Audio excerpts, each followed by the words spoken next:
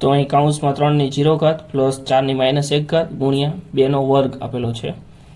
તો અહીં પહેલાં આપણે કાઉન્સ છૂટો પાડશું। તો 3ની 0 ઘાત, કોઈ પણ સંખ્યાની 0 ઘાત હોય એટલે એનો જવાબ થઈ જશે 1 પ્લસ 4ની -1 ઘાત છે। જ્યારે માઇનસમાં ઘાત આપેલી હોય અને એને પ્લસમાં કરવી હોય તો અંશની રકમ છે તેને છેદમાં લઈ જશું। તો આપણે 1/4 કરશું એટલે જે ઘાત હતી એ પ્લસ થઈ જશે, અને 1 ઘાત હતી તો ઘાત 1 હોય એટલે એનું સંખ્યા એને જ રહે, બદલાય નહીં।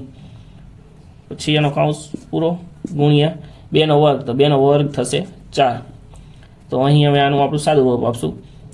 4 4 એકા 4 ને પ્લસ 1 એટલે 5, 5/4।